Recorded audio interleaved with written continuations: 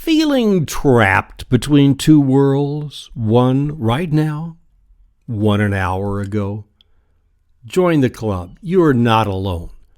Welcome to the rest of the news for the first Monday of Daylight Savings Time. Good morning. This is Dan Earhart. Do you have a vague feeling this could be a kind of an ugly week in the life of America? You're not alone there either. Feel trapped by a political system that uses your tax dollars to fund a war you don't support?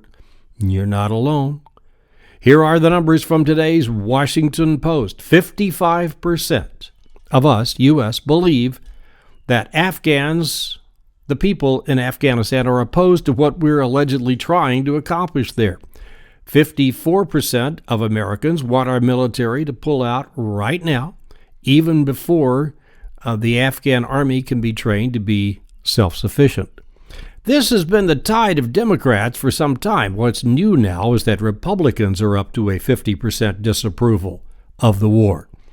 Of course, candidate Ron Paul has long called for an end. One more number, and this is a big one. 60% of Americans do not believe the war has been worth it, the expense and the loss of life. Unfortunately, there's one more tragic number, 16. Murdered Afghans Sunday morning at dawn. 9 of them were children, in their homes, in their beds, by a rogue U.S. serviceman from the Joint Base Lewis McChord in Washington State, called the most troubled base in the American military. This is the story of the week. Look for a real game change. Did you see the movie? The Hollywood Reporter reports virtuoso and likely Emmy-winning performances from Julianne Moore as Sarah Palin, Woody Harrelson as strategist Steve Schmidt, and Ed Harris as John McCain. The movie is told through the eyes of Schmidt, whose idea it was to bring on Palin to attract women voters and energize the ticket. McCain and Palin both say they didn't watch it, and the reporter calls it an indictment of an inherently flawed system for choosing our leaders. Speaking of which, on top of his woes over Afghanistan, Obama now faces decreasing popularity over gas prices, bringing him back down to parity in a head-to-head race with Romney. It's an inverse ratio. Gas prices go up, his popularity goes down. Lots of Facebook chatter this morning referencing last night's 60 Minutes episode about the Khan Academy, which only promises a free world-class education to anyone, anywhere, with something like 3,000 online short little 10-minute YouTube videos about anything and everything. KhanAcademy.com, Khan. Salman Khan is 36, born in New Orleans, of a Bangladeshi father and an Indian mother, and now lives in Mountain View, California. In Austin, it's the South by Southwest Music Fest this week. Film was last week.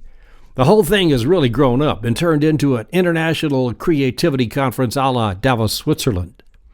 This past weekend, Peter Diamandis, the man who gave us X Prizes, like the $10 million one to create an actual tricorder to diagnose disease, just like on Star Trek. He spoke about his desire to foster a new education system in America, and he said he's not sure how to go about it. Did he see 60 Minutes last night? Diamandis is looking to hire 5 new senior staffers for the project. He probably picked up a few resumes over the weekend.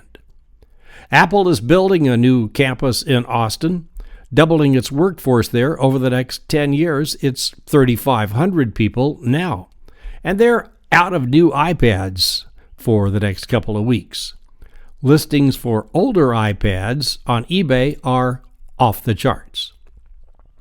There was another film festival this past weekend in Guadalajara where attendees got more than they bargained for. They got the real deal. A drug-related shootout on a street near the main venue. 25 cars were set ablaze. The Guadalajara Film Festival is Mexico's largest. It wrapped up Saturday, probably with some people heading up to Austin's South by Southwest Film Fest, where Michael McConaughey was telling everyone he's moving back to town. It is Austin's big week, but if you've had enough on your Twitter feed, Lanyard.com has developed a Not at South by Southwest browser extension to remove those unwanted posts, available for all popular browsers. Thanks for listening to the rest of the news. Until tomorrow, this is Dan Earhart.